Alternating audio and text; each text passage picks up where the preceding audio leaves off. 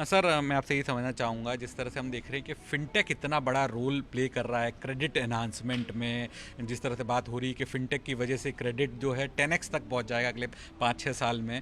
तो इससे जो कंपनियों की लागत है, अगर मैं म्यूचुअल फंड इंडस्ट्री की बात करूँ, एनबीएफसीज की बात करूँ, तो उनकी जो कॉस्ट में है, कॉस्ट ऑफ एक्वायरिंग कस्टमर, वो कितनी कम हो रही है?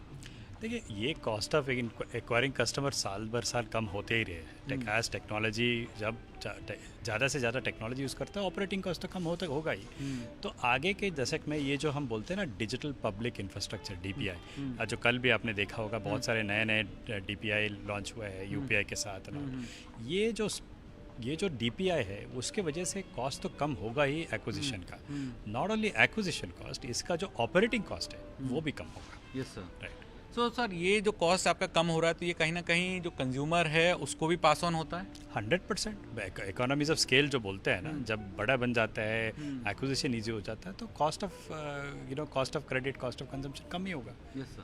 सर, हमने जैसे अभी एफएम ने कहा कि जो म्यूचुअल फंड इंडस्ट्री है पिछले 3-4 साल में इतनी 3x तक हो गई है, और उसमें आपके म्यूचुअल फंड सही है कि बड़ा रोल रहा, तो आप मानते हैं कि इसमें जो फिनटेक ने एक बड़ी भूमिका निभाई है, जिससे आप डायरेक्ट जो कस्टमर है उससे कनेक्ट हो पाए, जो बीच में आपके डिस्ट्रीब्यूटर्स वगैरह है उनको हटा के सीधा कस्टमर आपसे कनेक्ट हो पाया, जिससे म्यूचुअल फंड इंडस्ट्री बड़ी हुई है, और आगे चल के जो डायरेक्ट म्यूचुअल फंड का बड़ा योगदान भी रहेगा, क्योंकि फिनटेक एक बड़ा प्ले कर रहा है जहाँ पर क्लिक करके आप चीज़ें कर सकते हैं। तो मैं तो उल्टा ये मानता हूँ कि टेक्नोलॉजी या डायरेक्ट हो या B2B हो या डिस्ट्रीब्यूटर हो, दोनों के लिए टेक्नोलॉजी एक ही है।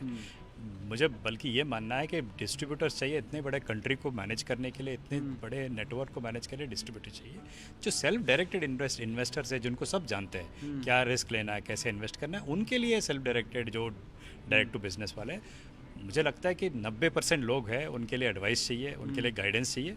वो चलता रहेगा। डिजिटल उसका मेन होगा कि फिनटेक इंडस्ट्री जो है ना, इनका डिजिटल इंफ्रास्ट्रक्चर के ऊपर जो B2B कैपेबिलिटीज़ है, वो जो वेल्थ टेक बोलते हैं, वेल्थ टेक इंडस्ट्रीज़ के ऊपर खड़ा हो रहा है। अच्छा।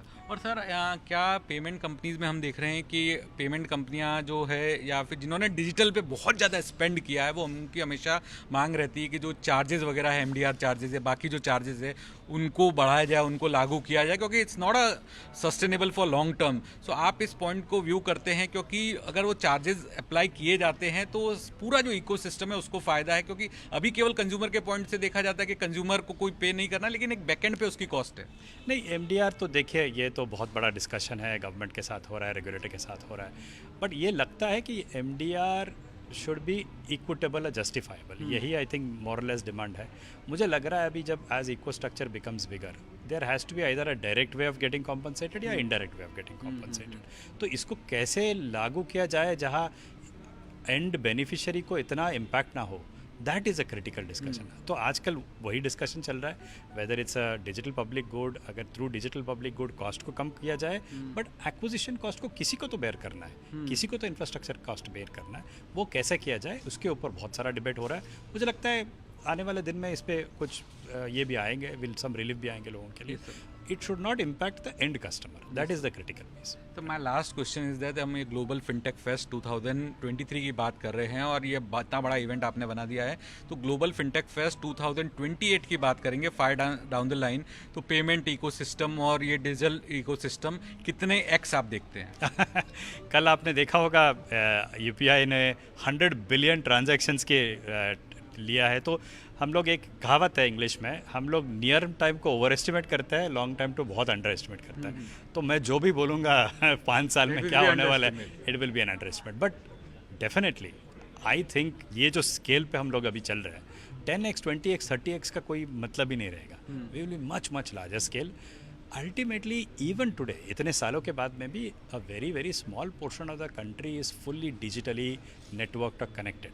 ये जब 101.4 बिलियन पीपल को रीच करेंगे, जस्ट इमेजिन द पोटेंशियल। ये होगा नेक्स्ट 3-4-5 साल में होगा।